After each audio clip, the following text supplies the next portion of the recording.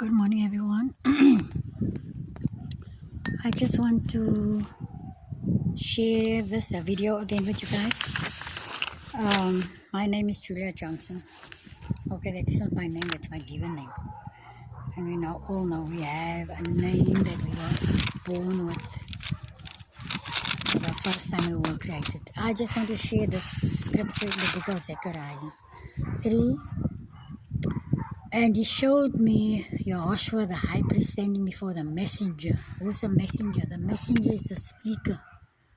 He's the prophet, the one who could see in his spiritual, with his spiritual eye. So, standing before the messenger of Most High, and Satan standing at his right hand to be an adversary to him, really.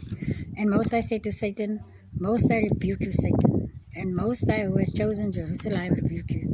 Is this not a brand plucked from the fire? And Yahushua was dressed in filthy garments and was standing before the messenger. And he answered and spoke to those who stood before him, saying, remove the filthy garments from him. And to him he said, see, I have removed your guilt from you, and shall put costly robes on you. And I said, let them put a clean turban on his head. Then they put a clean turban on his head, and they put garments on him, and the messenger of the Most High stood by. You always get messages. They call it thoughts. That is messages that is coming through us. There is no such thing as a negative thought, and there is no such thing as a positive thought. The thoughts is information that you need at the moment that you are asking for, and that message is coming through you. What was the message that Moses have to bring back to the people? The message that was given to Moses was that the God that is within me is also in you. The God that was within me is also in you. The whole thing of walking out of Egypt is about mindset change. You have to change your perspective, and you have to change your mindset. And what I saw in this book of Zechariah was mindsets was changed. We always see ourselves as a failure. That is the garment that we dress ourselves with. We saw ourselves as failures. We saw ourselves as people who messed up. We saw ourselves as people that made mistakes. We saw ourselves as sinners. That is the work of the enemy. Every time he brings a message, he wants to tell you about hell. He wants to tell you, oh, that is the messengers of Satan. He wants to tell you about hell. He wants to tell you about if you even look in the direction of somebody, you sin, you must keep your eyes. How are you going to get any experience if you don't look? If you went to go buy a car, you examine that car. That is why you have eyes. You examine that car from the inside to the outside. You not just go to the car dealer and say, I want that car, and take the car and buy the car and put your money in there. You have no idea what is the faults that is in that car. You have eyes. You have been given eyes to see, to inspect that car, to take that car for a drive. That is the main reason why we got eyes. You have eyes to examine the woman that you want in your life. Is this the woman that I want? What is her strong points and what is her weakness? Will I be able to deal with her weaknesses? At the end of the day, you can't go on emotions. We do things on our emotions, and that is how we are misled. That is how we are misled. Look at the characteristics of the person. That is how many of us end up with the wrong partner in our life. We just look, and then we take our eyes away. No, we can't. You have to make sure this is my life partner, and this is what happened here. Yahushua was looking at himself as a faulty person. His mindset was so poisoned by Satan. That was saying Satan is always standing at our right side, pumping us with false information, telling us all the wrong things that occupy our minds, mindsets. We constantly looking for faults within ourselves. We are not making faults. We are not making mistakes. The mistakes that we are made are the way that we are going to learn. If you put too much salt in the fault, you're going to call it a mistake. I put too much salt in the fault, but how would you know? How would you know if you didn't make that mistake with the salt? How would you know? That is why there's a word or a saying that goes, we learn by our mistakes. Everything, the first thing that you attack, you're gonna make mistakes. You're gonna try out a new recipe.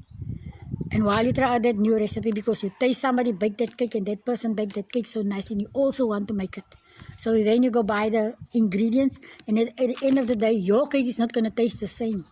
And you're going to wonder, what did I do wrong here? And while you are wondering what did I do wrong here, the answer is coming through. Maybe you put too much salt on it. Maybe I put too much sugar in it. Maybe I put too little baking powder in it because the cake didn't come the way I wanted to come. That is our learning curve.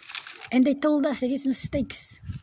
You do something to your child not on purpose. You hit her too hard because she did something wrong. No. She must learn. You didn't hit her too hard. She must learn and she will never make that same mistake again. She must learn that there you are going, there is fire. That is how we teach our children. And sometimes, some people, there is a difference between abuse and teaching. There is a difference. I'm not going to deny that. But that is the only way you learn. So you're not going to do the same things that you do with the first child to the second child. Because your first attempt, your first child, the first thing that you first buy, you're always going to make a mistake, but you're going to learn. That is the only way you can learn. There is no such thing as a sin.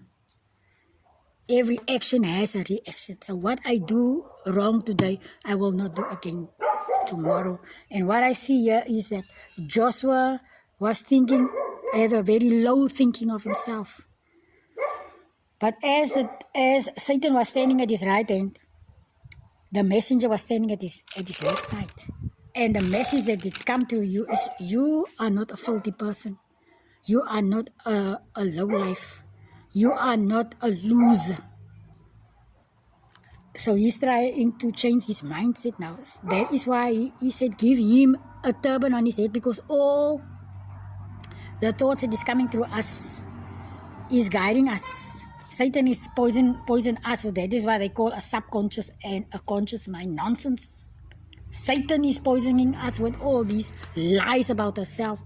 And the messenger of the Most High, or the God that is within, or what we will call our spirit, the spirit is talking to us, the good side, is telling you, no, that is your way of teaching. You are not a faulty person. You are not a failure. He is putting that other turban upon your head to see a clean turban and then you realize, no, how would I know I did the wrong thing if I didn't make the mistakes? That is the same question that Paul did ask. How would I know what is right and what is wrong if I didn't go according to, I don't think he was saying according to the law, but what was written down. What was written down. And there was a book with clear indications. As I said, every time they rewrite the Bible, every time they rewrite the scriptures, it's because every time we are enlightened, every time we understand what the prophets actually is saying to us, or every time we understand what is written here in this Bible, is a foundation that was laid for us to learn from. Actually, everything is written inside of us, and that was taken away from us. So now we have depend on books that is written, and we have to read between the lines and take out the truth and reject the lies. So what I'm saying to you, and when the messenger come and he said, remove the filthy garments from him. So remove the faulty thoughts that was poisoned and sent to him. Everywhere you go, you read and you see this is a sin and that is a sin, and you're going to hell and you're going to this place. Nonsense. We are in hell with all the lies that has been feeding to us. Lies. And why is Satan feeding us all these lies? Because he wants to be in control. He wants to be in control. So he's telling you, feeding you all these lies, and you're listening to these people because they dress up like highly educated people. They speak like highly educated people because of all the things that they steal from us. They steal from us, literally, our independence. The first time the Most High was given us a book, and when that book was removed from us, He decided, it is written in the scriptures, He decided to engrave the knowledge within us. He said, I'm going to do a new thing. No one will ask the next person when is the Sabbath and when is the new moon, because everybody will know. It is not actually really about the Sabbath and the new moon. No one will go ask advice from everybody, because I will write the information inside you. So it is written in our minds. Then they tell us that an angel did come by birth. Everybody was taught how to understand the word or the Torah or the Bible, whatever they want to call it. But then the angel come in the mother's womb and hit the child on the chin. That is absolutely nonsense. You can go see it by yourself. Every time a baby is born, he's born with the ability to come do exactly what he's supposed to come do. So what do they do with the babies? You see your baby is falling. Every time he's falling with his head against the table, with his head against the wall, with his head against the cupboard. He's falling on the stoop with his head. That is what they are doing. That is what the dark spirits are doing. And when they fall on the head, they get concussion, and so they lose their memory. And when they get a certain age, even you as a grown-up, at a certain age, you bump your head so hard against the cupboard, you have no idea why, because that is also a stage where information is coming to you in abundance. But irrespective of what they do, eventually you figure it out. Eventually you figure it out.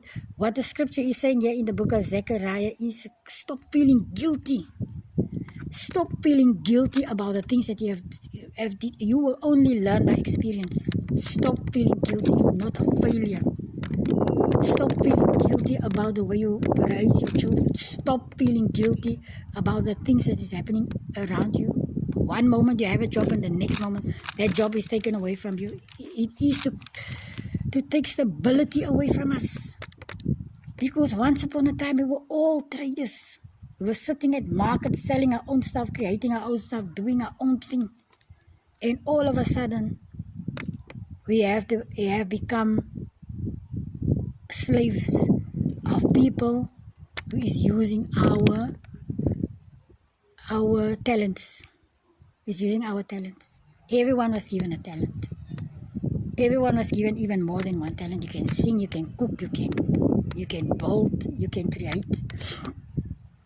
You can wash, you can iron, you can design, you can write, you can hear, you can see what other people can't see. Everything, one was given a whole lot of talents. It's just when the lack did come in, the jealousy come with the lack. And that jealousy was not inside you, it was coming from the outside. It's that whisperer, the scripture is talking about the whisperers. And nature also understands the language of the whisperers. What they did to us. With their own evil, the scripture said, I will cut them down. With their own evil, what they did to us, and they did become comfortable. Because the world started to trust them. We started to trust them. I want to tell you a story about something that I heard a couple of years ago. Somebody was telling, I was reading it, or I don't know. But I somewhere heard the story about the boy who was working on the ship. And he was making food for the men on the ship. And every day when he bring their food, they were drunk and they were so harsh. And they would grab him and they would swing him and they would slap him on his head. And they would all kinds of nasty things. And he started to dislike them.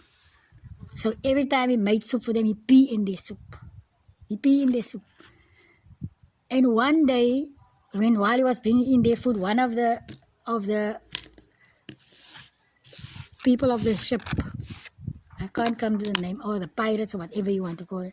He was standing up and he was telling this boy, today I want to tell you how much we love you. We appreciate everything you do for us. You are the one who's feeding us every day. We are so glad. Some people have a different way of showing appreciation. A different way of showing appreciation. And we take it the wrong way. And they were praising him and they were lifting him up on the table, and everybody